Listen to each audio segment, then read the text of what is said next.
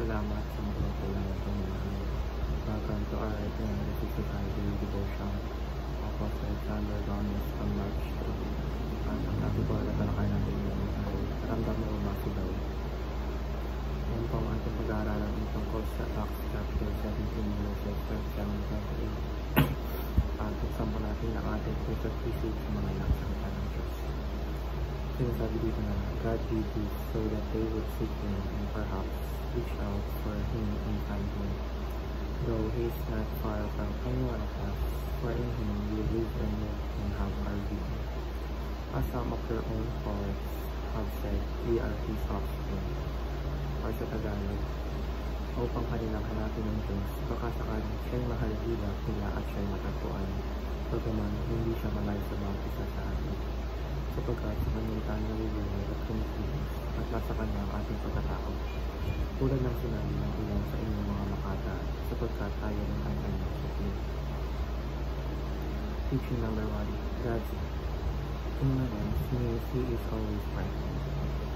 Ang salitang immanence ay tumutukoy sa katangian ng Diyos na palaging naroon at aktibong gumagawa sa bawat bahagi ng ating buhay. Hindi siya malayo o hiwalay sa kanyang libika. Tulad ng sinasabi sa verse, hindi siya malayo sa bawat isa sa atin.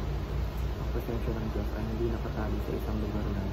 Hindi siya Diyos na nasa langit lamang at malayo sa ating mga pinagdaraanan. Siya ay Diyos na kasama natin sa bawat araw, sa bawat landaw. Ang kanyang presensya ay tunay at malapit. Ang ito ang nagbibigay sa atin ng kapanatagan sa lahat ng pagkakataon ng Diyos na ang pagkakataon. Teaching number 2, God is working for good through our struggles. Sa gitna ng problema, sakit at kabiguan, mahirap makita ang kabutihan, ngunit binibigyan tayo ng pag-asa ng salita ng Diyos. In Him we live and move and have our being. Sa Kanya tayo nabubuhay at kumitilos, ibig sabihin may lulungan ng lahat. Yung Diyos ay hindi nagpapabaya, kaya kahit ilan hindi natin nauunawa ng nangyayari. Maasahan natin gumagawa siya ng mabuti para sa atin. Maaaring hindi agad natin makita ang bukas ng Kanyang kilos.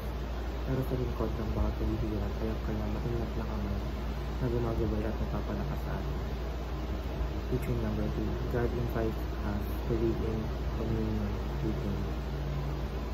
Sa gitna, hindi lang nais ng Diyos na makilala natin siya mula sa malayo. Ang Kanyang paanyaya ay isang personal na relasyon, isang buhay na may malapit na pakikipagdiin sa Kanya. Ang verse na ito ay nagpapakita ng paanyaya ng Diyos na hanapin natin siya at makipag-ugnayan sa Kanya. Ang tunay na buhay ay matatagpuan lamang kung tayo ay nananatili sa presensya ng Diyos. Application number 1, trust God at all times. Sa panahon ng paglalakad man ang kalungkutan, dapat natin piliin magtiwala sa Diyos. Ang Kanyang pagiging imanente ay garantiya na hindi na tayo iiwan. Application number 2, thank God in all circumstances. Ang pasasalamat ay isang anyo ng pananampalataya. Kapag tayo ay nagpapasalamat sa gitna ng hirap, ipinapakita natin na naniniwala tayo na ginagawa ang Diyos. Application number 3, take time to commune with God regularly. Ang relasyon sa Diyos ay kailangang alagaan. Hindi sapat na kilalain lang siya tuwing may pangangailangan.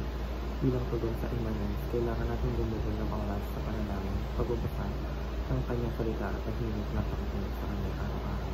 Yun lamang po ang ating devotion. Maraming salamat.